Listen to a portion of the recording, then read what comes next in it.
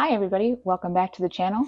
Today we are making herby garlic rolls. I'm pretty excited about these. If you're watching this on the day that the video drops, it is Ash Wednesday.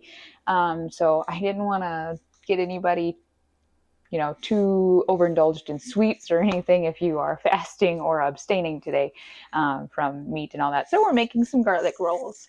So the first thing I've got to do is I've got to have my one large unpeeled bowl of garlic, and I'm going to place it on a piece of foil. So I've already got my foil ready, and then it just says to drizzle with olive oil. So I'm going to kind of cup it a little bit. I've got 1 tablespoon of olive oil and drizzle it. Okay. And then wrap this up tightly.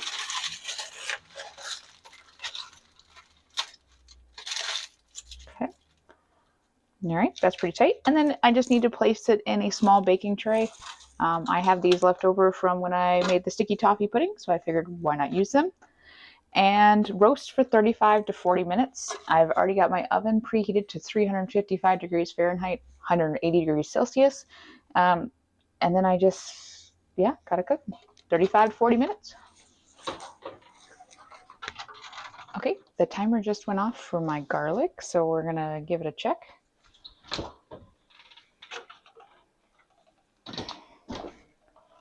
The oil definitely leaked out a little bit. It's tender. Okay, so it should be done. But now I just need to let it cool before I can do anything with it. All right, so my garlic's cooled enough. I should be able to get going on the rest of it. So I have 2 types of flour in today's garlic rolls. We have our regular plain flour, 175 grams of plain flour, and then 350 grams of bread flour, strong white bread flour. I also have already put in my half teaspoon of castor sugar and 1 teaspoon of salt in here. I'm just going to go ahead and throw it in here in my mixer. Okay, and then we also need our yeast. Okay, I've got 7 grams of our fast action yeast to throw in. It says to mix it with a dough hook. I'm not exactly sure how well this is going to mix it, but we'll give it a try.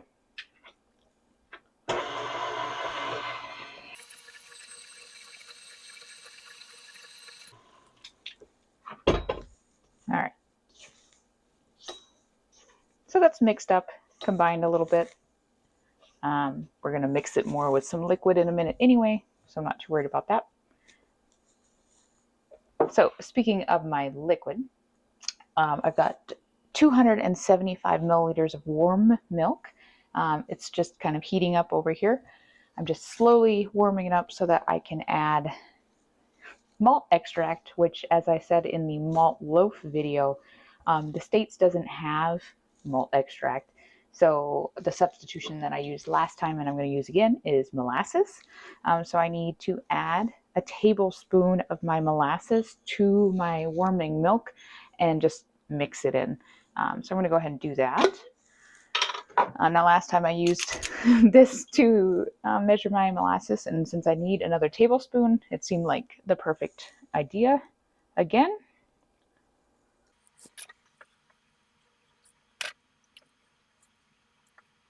Okay, that's looking pretty combined and ready to go. Okay, so I'm just going to pour my milk mixture into the mixer.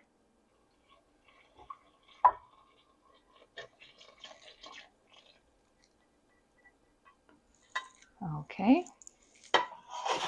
I also need to add 1 beaten egg and my butter. All right, so I'm going to add my beaten egg. How much butter? 50 grams of unsalted butter is how much I measured out. Okay. So I just need to mix until combined, and then I'm going to knead it on low to medium for 4 to 5 minutes. So I'll mix it and knead it at the same time here.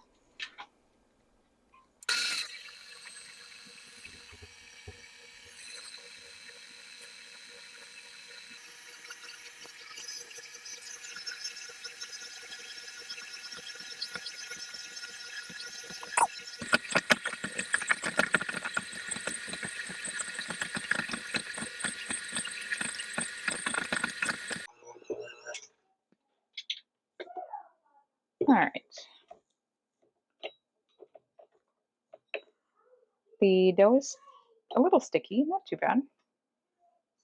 Okay. It's more elastic. Okay. All right.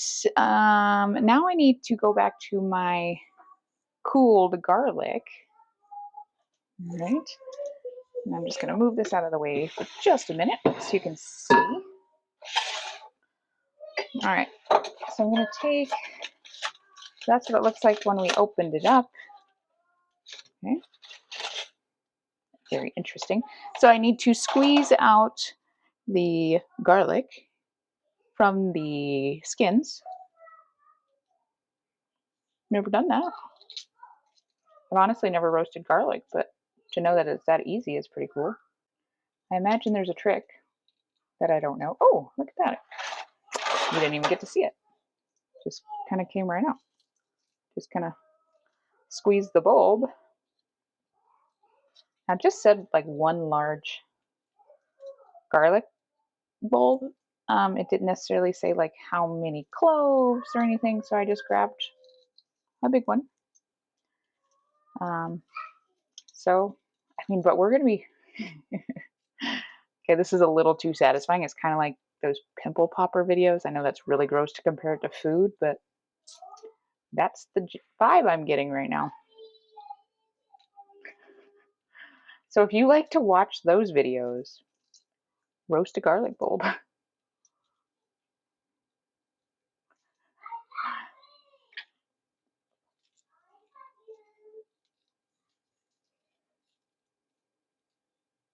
It's coming out of all of the cloves. So there you go. Okay, I think that's all of it. It's a little hard to know. I'm sure there's a better way to do this. Probably a more thorough way to get all the garlic. But I don't know it. And I honestly didn't do any research into that part. Okay, so I've got my little chunks of garlic. Let me wash my hands real fast. Now we can smash up our garlic a little bit. Just make it a nice little puree.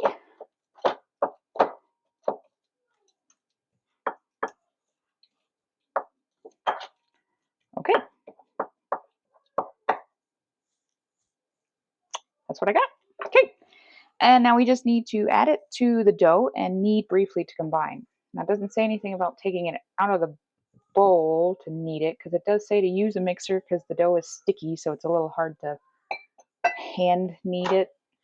But it doesn't say anything at this point whether I should be hand kneading it or if I can just add it to the bowl. I'm just going to add it to the bowl. So we'll mix that up.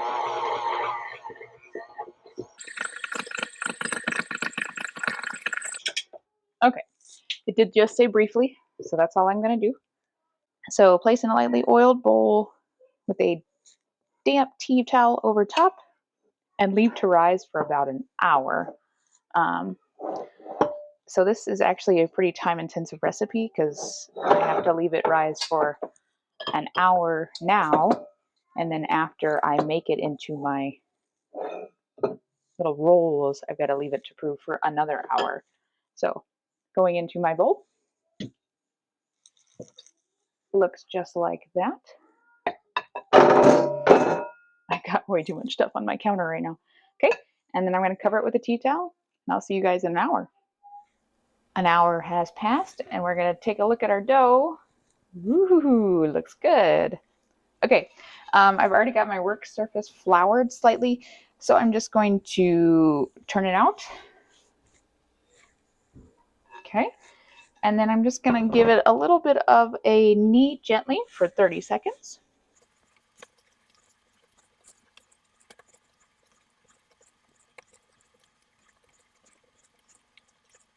Okay, that was 30 seconds, and so now basically all I'm going to do is leave it to rest for about 10 minutes, and then I can shape it into my rolls. So the dough rested after we knocked the air out, and now we just need to put it into 12 dough rolls. Okay, so what we're going to do, I'm kind of tempted to weigh them out, but I'm not going to be that precise because it's just a little ridiculous. My pet peeve for manufacturers of baking trays is that in the States, it's 9 by 13 is a typical pan. Apparently in the United Kingdom or other metric system places, it is 20 centimeters by 30 centimeters, which is like an 8 by 12. I mean, it's not a huge deal, but I'm sure that inch on either side is going to come and bite me somewhere. So anyway, why do we do that? Why do we make two slightly different sizes? I don't know. But I'm going to divide this into 12 pieces as best as I can. And hopefully they're not too bad. I just got to think about this a little bit. Half. What's the best way to get to 12?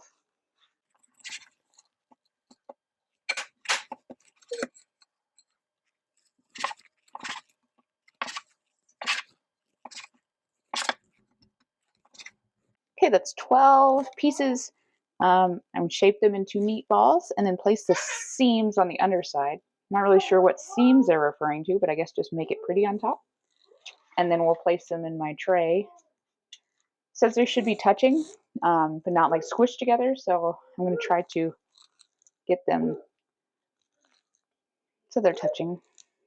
Again, that inch on either side is going to probably give me a hard time.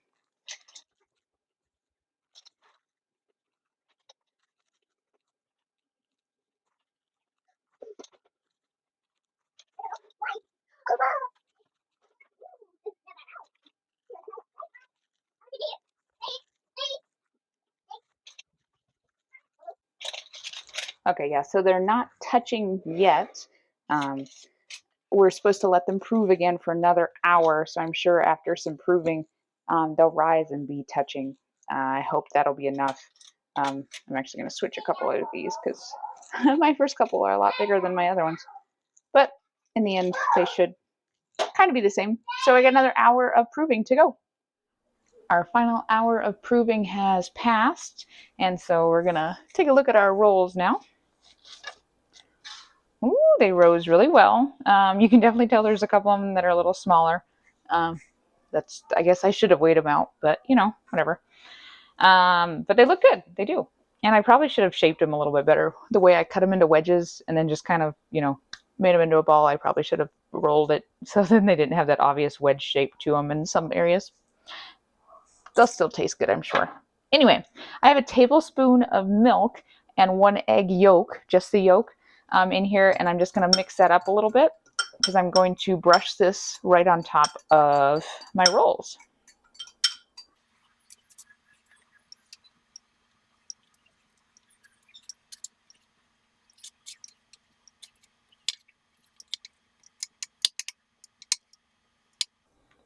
Okay, they're all ready to go. My oven is set at 355 degrees Fahrenheit, 180 degrees Celsius, and they are going to bake for 20 to 25 minutes. And then I'm going to coat them with a herb oil on top as soon as they come out. Okay, the bread is almost done, the rolls. So I'm just going to make the herb oil that I need to put on top. So what I've got is 2 tablespoons of parsley, 1 tablespoon of dill, along with, I'm going to add 2 tablespoons of my extra virgin olive oil. So we used regular olive oil, like just olive oil, in the rolls themselves, and extra virgin on top. I don't know enough about olive oil to know what the difference is. So I just know I kind of like the taste of the extra virgin better. But, there we go. So I'm going to mix that up, and then as soon as my rolls come out of the oven, I'm going to put these right on top. I'm going to brush it. Or more like slab it on there. It's not very much liquid for that. I might add just a little bit more olive oil just so it brushes better. Yeah, I'm just going to use a little bit more. Never hurt, right? Okay, but yeah, my rolls are looking good. I just checked them just a minute ago. They have risen quite nicely. And so they should be ready to come out here. So let's take a peek. Ooh, those look pretty good. Golden brown. Okay, I'm gonna brush them real fast because it says to do it like immediately. So yeah, I'm just gonna spoon a little bit and then I'll brush just so I get it on there. Oh, they have a nice like hard top. Interesting.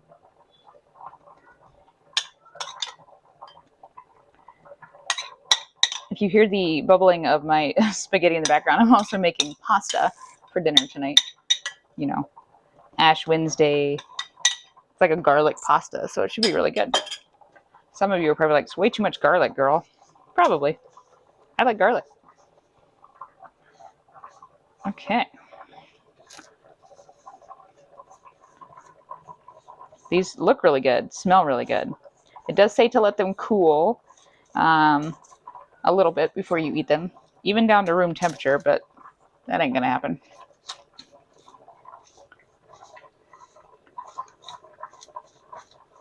So now I'm just gonna let them cool just a little bit before I give one a taste.